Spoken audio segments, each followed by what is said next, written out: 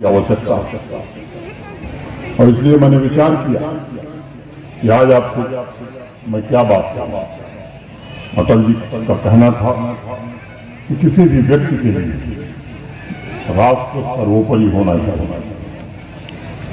भारत में रहने वाले सभी व्यक्ति चाहे जिस भी पंथ के हों, जिस भी भाषा के हों, जिस भी जाति के हों, किसी प्रदेश के हों, वह भारत के प्रति अनन्य और अविभाज्य निष्ठा रखें। यानी भारत सबसे पहले, इंडिया फर्स्ट, बाकी सब कुछ बाद में। कभी कभी स्वर्गीय अटल जी इस बात से दुखी रहते थे कि अनेक लोगों के लिए राष्ट्र बाद में आता है, और उन्होंने बिना लाग लपेट के इस बात को कहा भी कि संपूर्ण भारत के प्रति निष्ठा रखने वाले व्यक्तियों की संख्या उंगली पर गिनी जा सकती है। कभी कभी भारत को देखकर एक भीड़ का भ्रम हो जाता है, और आप जानते हैं मित्रों, भीड़ का कोई गंतव्य नहीं होता, न ही भीड़ का कोई मंतव्य होता। देश की जनता को एक महान लक्ष्य तथा एक निश्चित दिशा में नाम देना ही भारतीयकरण है, इंडियनाइजेशन।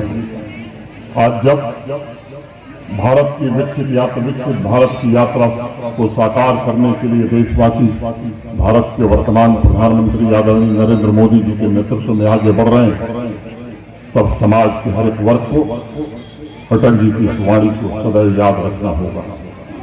भारत के प्रति संपूर्ण समाज अनन्य और अविभाज्य निष्ठा रखे और उसको स्वावलंबी बनाने के लिए निरंतर काम करे। एक बड़ा सामाजिक कर्तव्य है जो समाज के सभी वर्गों को मिलकर के करना होगा। हमें इतिहास में जीना नहीं है, बल्कि इतिहास से हमें प्रेरणा लेनी है।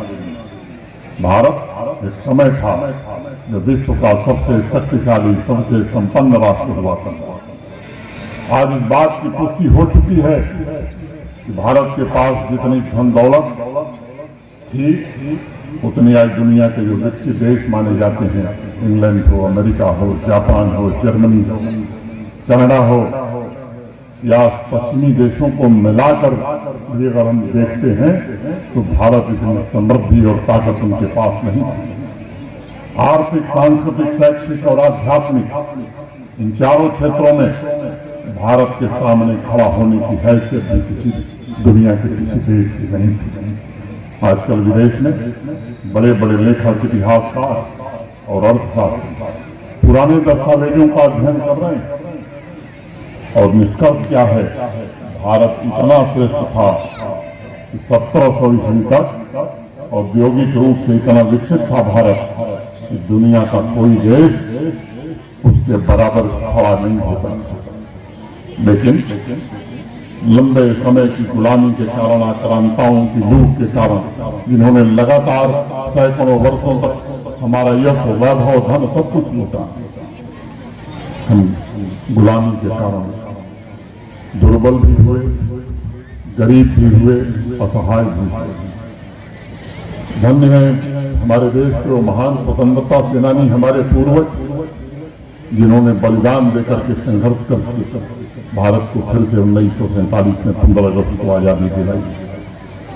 जब देश आजाद हुआ तो हालात बद से बदतर हो गए। अनेक अध्ययन हाल फिलहाल में दुनिया में हुए हैं। प्रमाण के साथ अनेक शोधकर्ताओं ने कहा है कि 1100 से होने वाले आक्रमणों, विदेशी आक्रांताओं तथा अंग्रेजों की लूट का अध्ययन अगर किया जाए तो भारत से 45 ट्रिलियन डॉलर महज 173 वर्ष में लूट कर विदेशी ले गए।